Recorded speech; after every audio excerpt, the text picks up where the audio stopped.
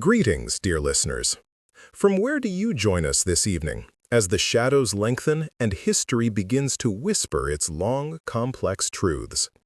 Tonight, we shall trace the mighty arc of the Frankish dream, charting not merely territories gained or lost, but the very soul of a civilization that sought to imprint its light upon the distant corners of the earth. A quest born in the mists of ancient Gaul and tempered by 1,000 years of sovereign ambition.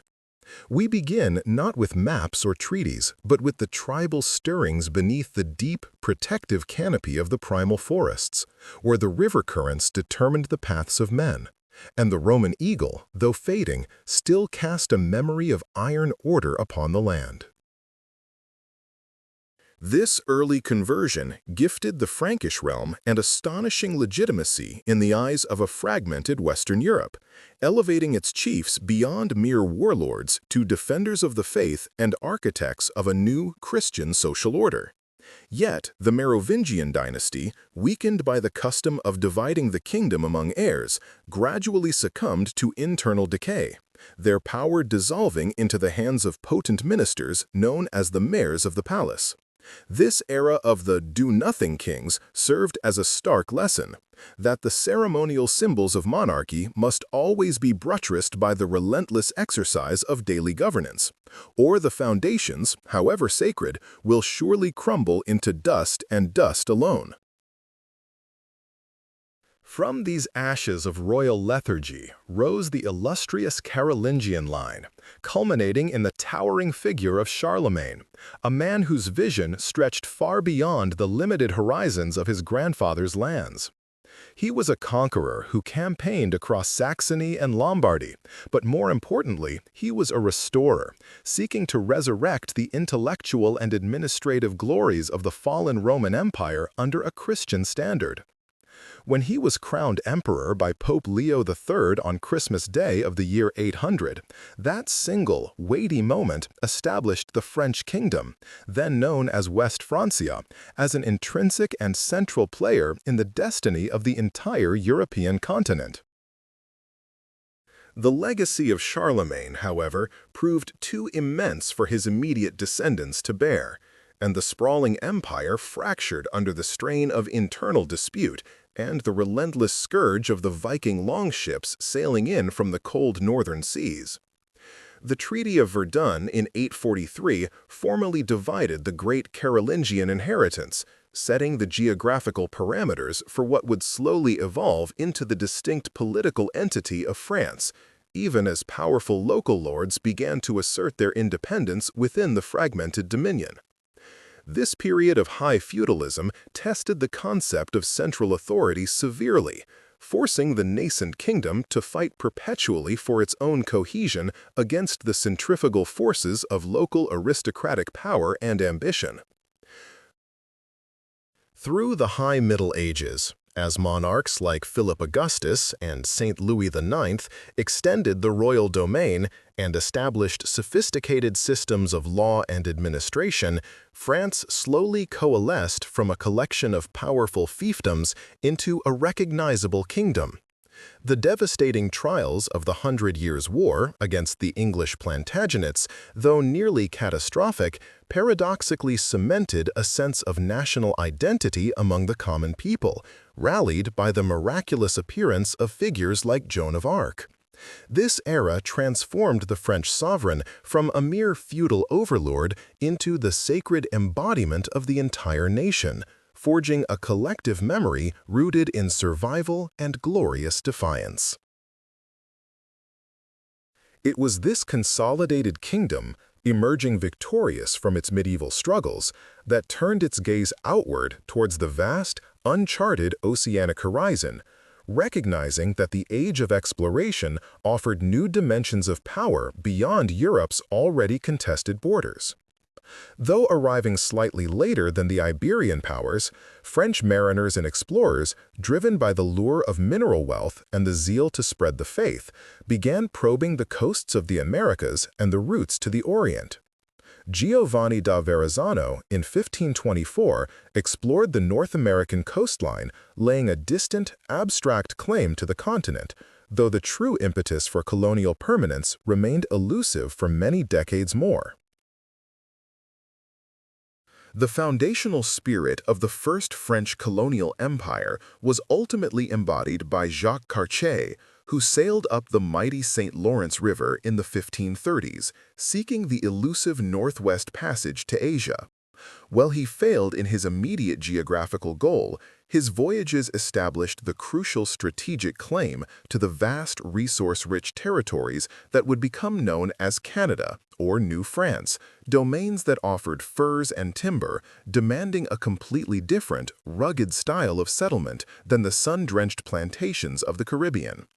These northern settlements were spiritual undertakings, often guided by Jesuit missionaries intent on converting the indigenous peoples, balancing the pursuit of mercantilist profit with the austere requirements of salvation. The 17th century saw the full blossoming of this imperial ambition, largely under the energetic, calculating direction of figures like Samuel de Champlain, the true father of New France, who established Quebec in 1608. French policy emphasized long-term alliances and trade relationships with Native American tribes, prioritizing the highly profitable fur trade over large-scale disruptive agricultural colonization, leading to a sprawling but sparsely populated domain stretching deep into the American interior, a concept known as the Empire de la Fourrure, the Empire of Furs. The French presence was defined by the intrepid coureurs de bois, men who moved with silent reverence through the wilderness, carrying the tricolor banner deep into the Great Lakes and the Mississippi Valley. Simultaneously, the French expanded their footprint in the warmer climes of the Caribbean, claiming islands such as Martinique, Guadeloupe, and most importantly, the western half of Hispaniola, which would become the immensely profitable sugar colony of Saint-Domingue. These islands, fueled by the brutal, inexorable engine of the slave trade, represented a sharp, unforgiving contrast to the wilderness ethos of New France. They were machines of pure profit, their small acreage generating extraordinary wealth that financed the soaring palaces and perpetual wars back in the homeland. The duality of the French Empire, the spiritual rigor of the North, and the economic brutality of the South was firmly established during this period of intense growth and moral compromise.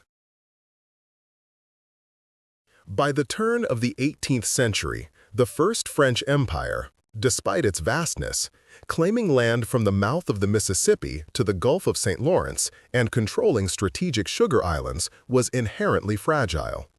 Its defense relied on long lines of communication and a relatively small settler population compared to the growing numbers of the British colonies to the east. The stage was set for the immense final confrontation that would decide the fate of North America, a conflict where the deep philosophical differences between the two imperial models, the centralized, hierarchical French structure versus the decentralized, entrepreneurial British structure, would be tested by fire and unforgiving geography. This immense global contest, known in Europe as the 7 Years' War and in the colonies as the French and Indian War, proved to be the decisive reckoning for the North American dream of France. Despite initial successes, the relentless pressure of superior British naval power, which choked off supply routes, and the sheer demographic weight of the Anglo-American colonists ultimately proved overwhelming, leading to the pivotal fall of Quebec in 1759.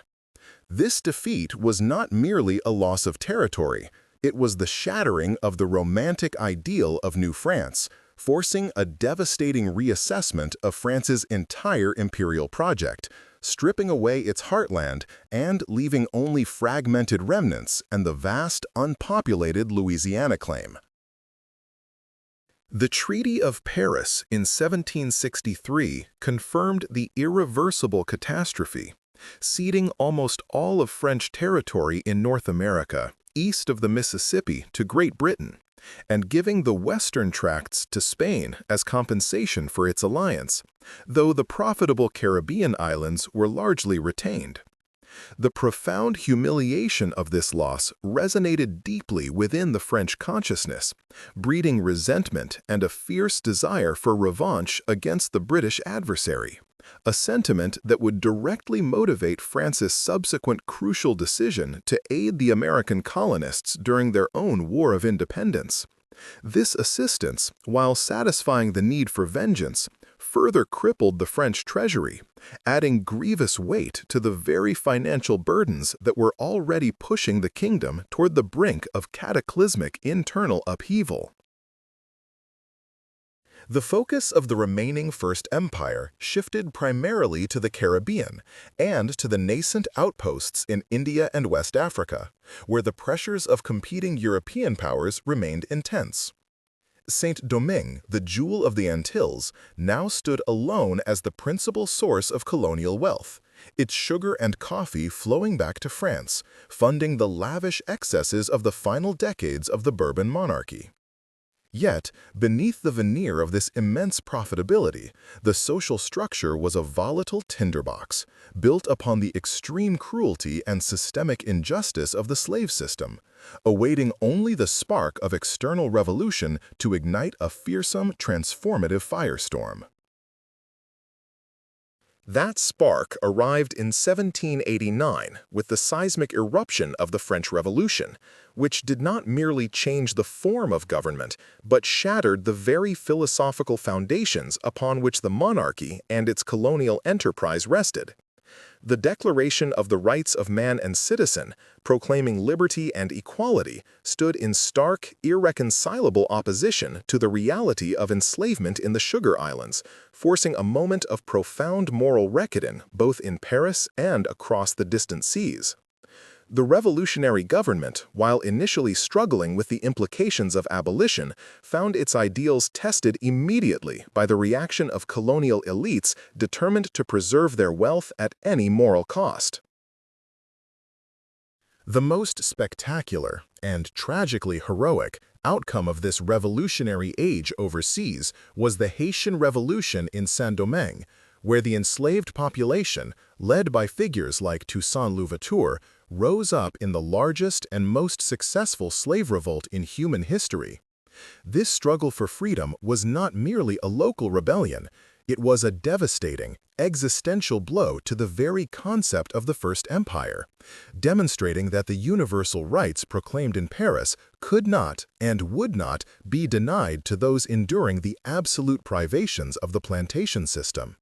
The ultimate independence of Haiti in 1804 stands as a permanent, powerful testament to the failure of the imperial system to reconcile its lofty ideals with its foundational cruelty.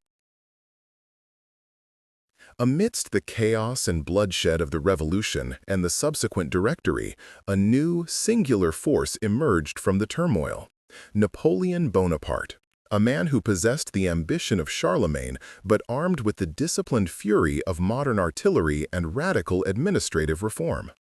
Napoleon briefly entertained the restoration of a grand Western empire, including the ill-fated re-establishment of slavery, a tragic retreat from the Revolution's highest ideals, driven by the pragmatic need for revenue to fund his European campaigns.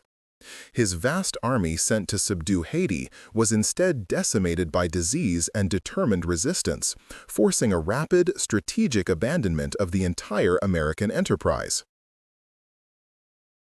Following the final defeat of Napoleon in 1815 and the subsequent restoration of the Bourbon monarchy, France entered a period of relative peace and introspection, but the memory of lost glory remained a potent, corrosive force within the national psyche.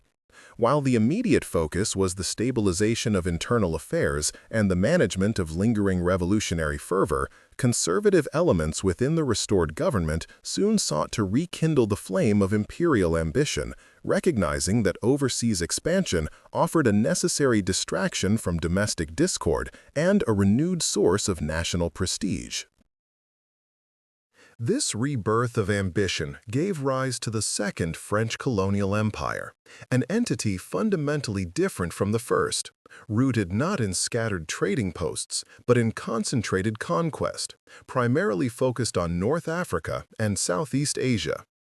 The invasion of Algeria in 1830, initially intended as a punitive naval expedition against piracy and a strategic diversion for the unpopular King Charles X, became an irreversible colonial commitment that would dominate French politics and military efforts for over 130 years.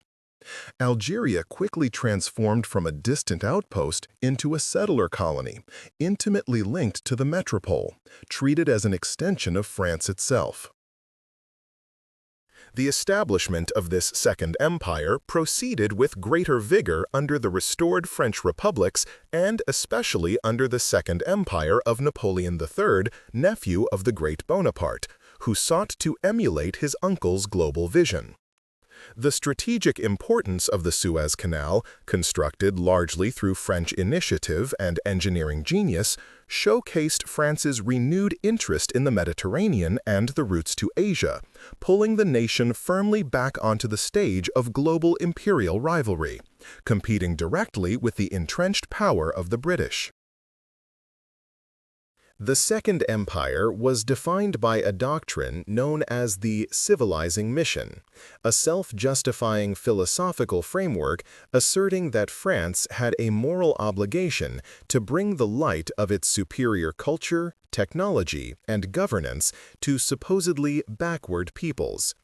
This doctrine, while cloaking the undeniable economic exploitation and military brutality, drove the construction of extensive infrastructure, railways, ports, hospitals, and schools designed to integrate the colonies tightly into the French economic and administrative orbit. These systems were effective but rigidly centralized, rarely allowing for genuine local participation in self-governance.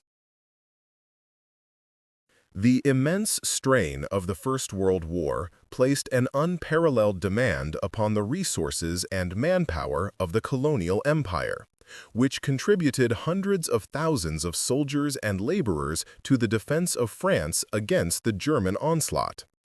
Colonial troops from Senegal, Morocco, and Indochina fought and died on the grim battlefields of the Western Front, earning France's gratitude, but also developing a profound shared awareness of the vast discrepancy between the ideals of metropolitan democracy and the realities of colonial subjugation they returned home to face.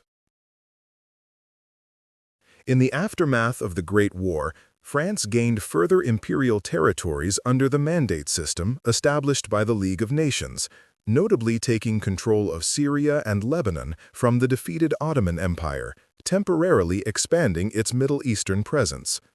This expansion, however, proved incredibly challenging to manage, provoking fierce nationalist resistance almost immediately, as the populations of the mandated territories chafed under the imposition of external Western authority, believing they had earned genuine self-determination through their wartime service.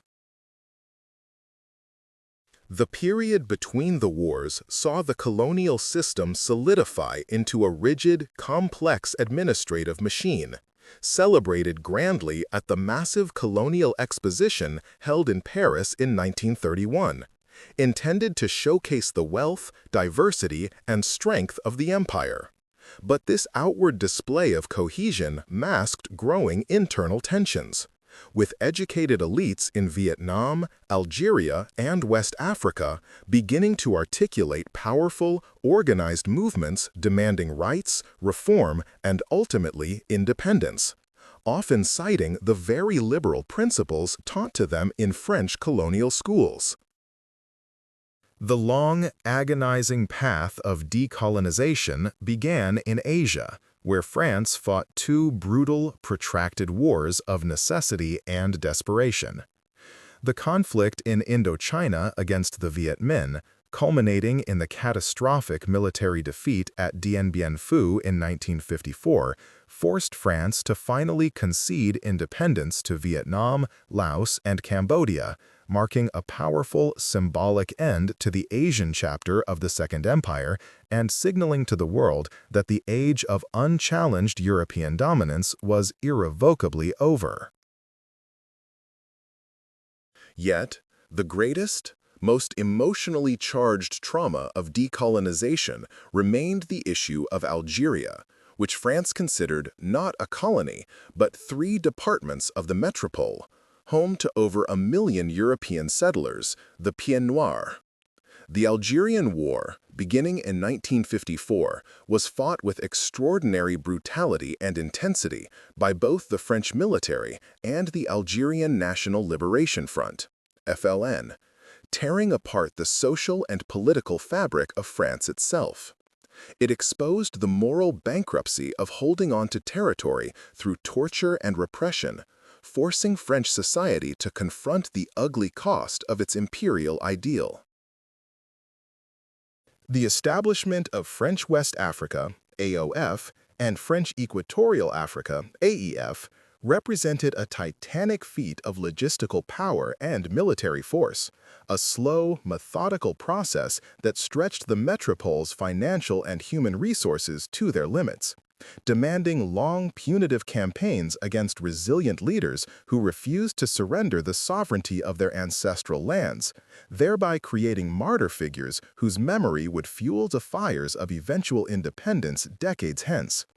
The creation of these administrative blocks required mapping vast, unknown interiors, building railways across landscapes resistant to modern transport, and imposing new tax structures that often forced indigenous populations into labor systems strikingly similar to serfdom, all designed to channel wealth and resources back to the docks of Bordeaux and Marseille, sustaining the machine of industrial capitalism that ceaselessly consumed the fruits of the colonies. Simultaneously, the quest for influence pushed French ambition deeply into Southeast Asia, culminating in the complex creation of French Indochina, a jewel of the empire born from a mixture of missionary protectionism, strategic rivalry with the British presence in India and Burma, and the desire to control the lucrative rice and pepper trade routes flowing through the Mekong Delta. The imposition of French rule over the kingdoms of Annam and Tonkin and the establishment of the direct colony of Cochinchina necessitated a subtle blending of direct and indirect rule, preserving the facade of local monarchies while stripping them of all true political authority, utilizing mandarins and local elites as crucial intermediaries to enforce Parisian mandates and collect the often crippling taxation that financed the colonial apparatus itself.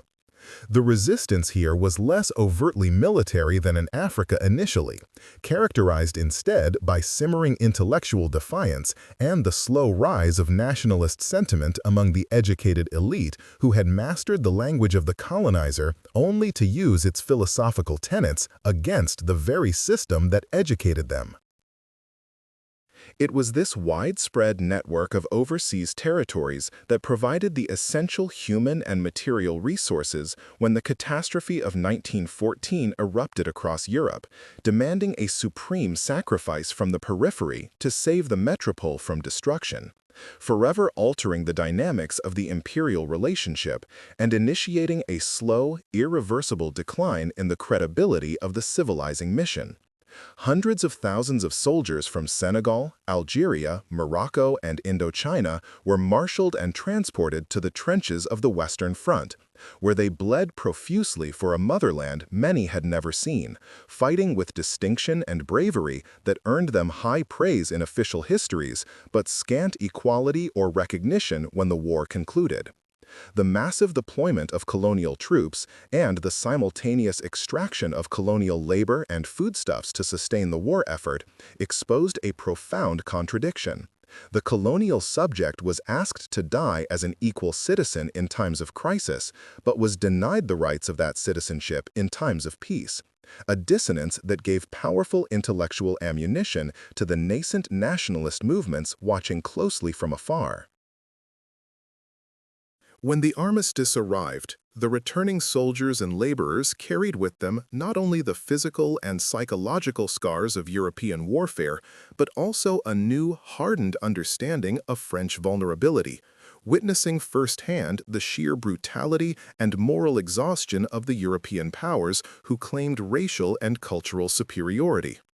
These men, having participated in the shaping of modern history, could no longer be easily returned to a subservient status, and their experiences became the foundation upon which the first sustained political challenges to French rule were mounted, beginning the long march towards self-determination that characterized the interwar period.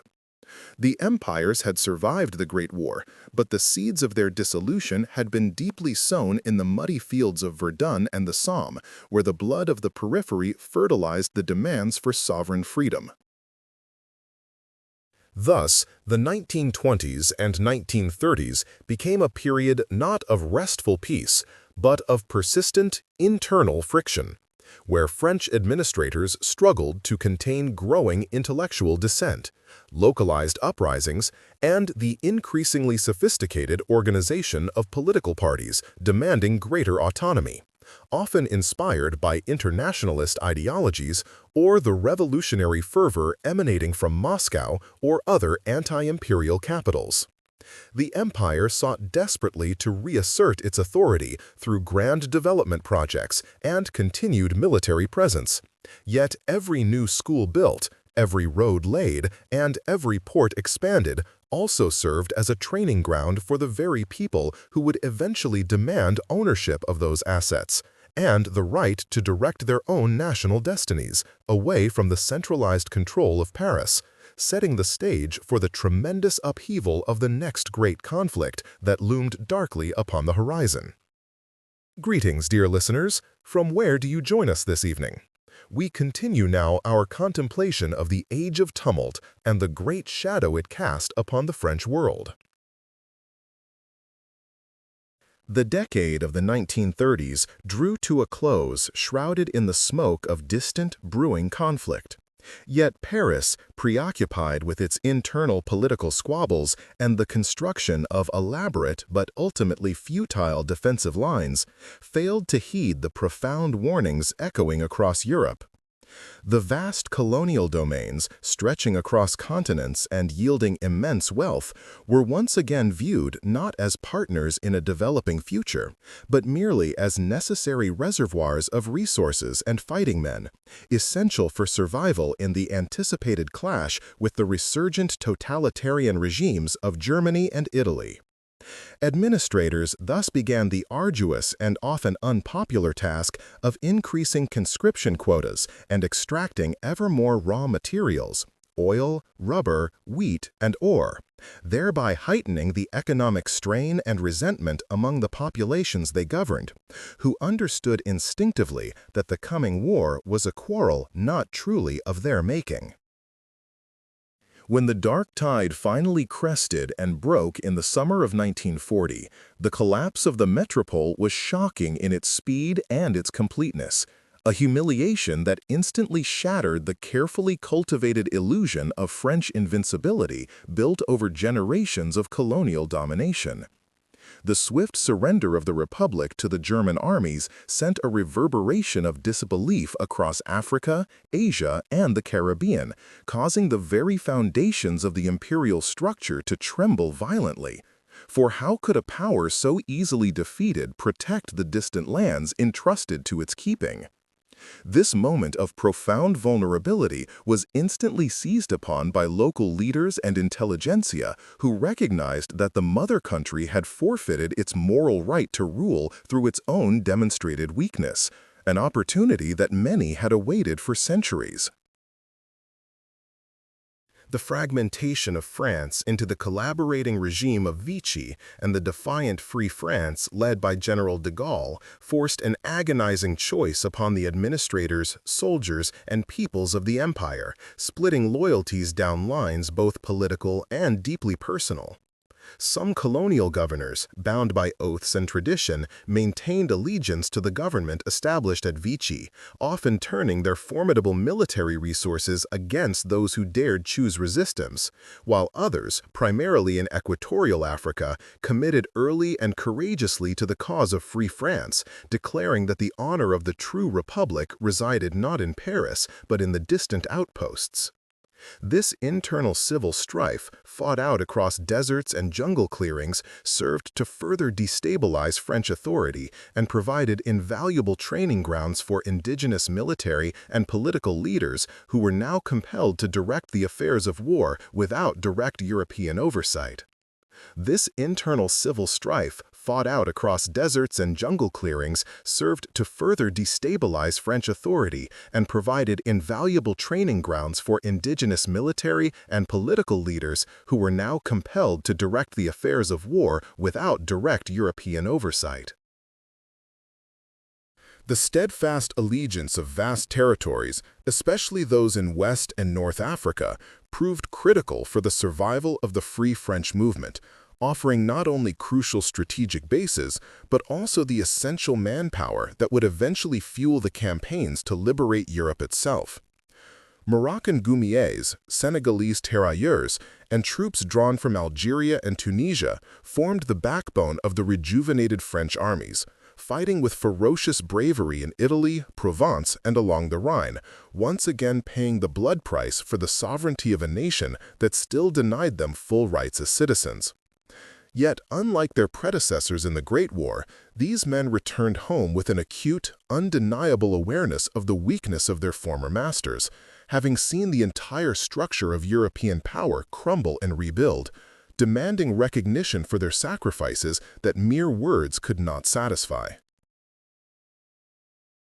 Simultaneously, the situation in the Far East offered an even greater blow to French prestige, where the overwhelming power of Imperial Japan forced Vichy administrators in Indochina into a humiliating collaboration, allowing Japanese forces to occupy strategic points and control resources crucial for their own expansionist war effort.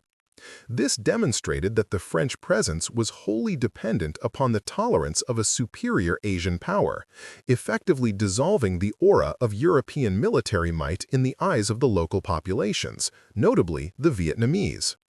The period of Japanese occupation thus served as a crucible, allowing nascent nationalist movements, especially the Viet Minh led by the communist Ho Chi Minh, to arm, organize, and build deep popular support against both the Japanese occupiers and the clearly weakened French administration, preparing for the inevitable struggle for independence upon the war's conclusion.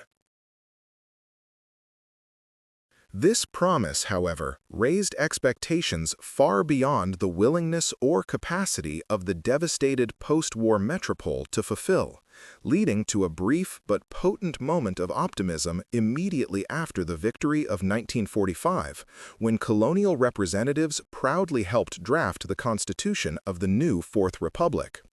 But the true intent of assimilation was quickly revealed to be hollow rhetoric.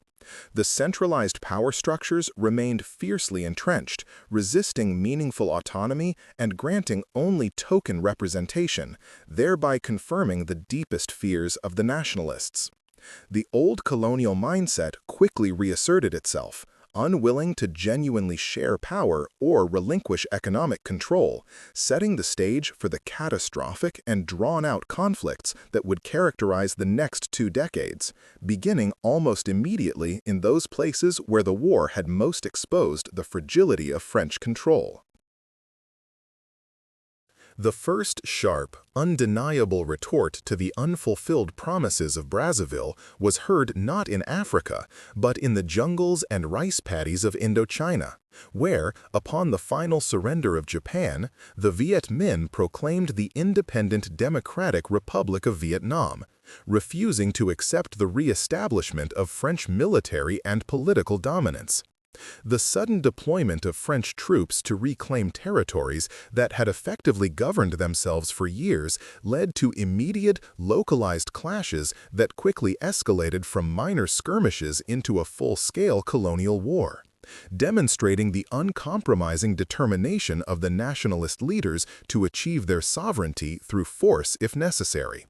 This conflict, beginning in the late 1940s, was fought against an enemy who possessed not only guerrilla tactics, but also the ideological fervor of self-determination. An enemy fundamentally different from the imperial rivals of old, and one who would drain the very lifeblood of the Fourth Republic. Meanwhile, across North Africa, the stirrings of national consciousness, nurtured during the years of wartime struggle and accelerated by the blatant disregard for promised reforms, also began to harden into formal demands for liberation. In Morocco and Tunisia, sultans and beys found their authority amplified by popular support as they began subtly and then more openly to challenge the authority of the French residence general, demanding the full restoration of treaties and the removal of French protectorate status. While in Algeria, which Paris considered an integral part of France itself, political mobilization among the indigenous Muslim population grew increasingly sophisticated and impatient. The stage was set for a decade defined by simultaneous, widespread challenges to French hegemony, straining the financial and military resources of the metropole to their absolute breaking point, forcing Paris to fight simultaneous wars while struggling to rebuild itself. The sheer scale of the empire, once France's greatest boast, now became its most vulnerable point, compelling the exhausted nation to maintain large military contingents thousands of miles apart, reacting constantly to crises sparked by the failure of political compromise. Every victory secured by the French Legion or the colonial infantry proved only temporary, breeding further resentment and strengthening the resolve of the nationalist opposition, which learned rapidly from every defeat, adapting their methods and broadening their appeal to the masses who had witnessed the shame of 1940 and the hypocrisy of the post-war settlements. The illusion that France could perpetually hold dominion over territories now demanding equal footing was rapidly dissolving into the bitter reality of protracted, costly warfare that the French people themselves were increasingly unwilling to sustain. Thus, the late 1940s marked the irreversible pivot point where the history of the French Empire ceased to be one of expansion and administration and became instead a history of desperate holding actions and ultimate agonizing retreat, dictated not by grand strategy but by the localized strength of movements fighting for their homeland. The resources poured into rebuilding metropolitan France were inevitably diverted into these distant theaters of conflict, preventing the necessary modernization and stability that the new republic desperately required. Ensuring that the legacy of empire would continue to haunt French politics and society for generations, even after the last tricolor flag was lowered and folded away. The conflict in Indochina quickly became an ideological and physical quagmire, drawing increasing numbers of professional soldiers and young conscripts into a brutal struggle against forces that mastered the terrain and enjoyed the silent complicity of the rural population, making traditional European warfare ineffective. The French command, reliant upon fortified bases and conventional maneuvers, found themselves perpetually reacting to the initiative of the Viet Minh, whose endurance seemed limitless and whose political message resonated deeply with a people weary of foreign occupation and exploitation, transforming the conflict from a military operation into a struggle for the very soul of the nation they sought to reclaim.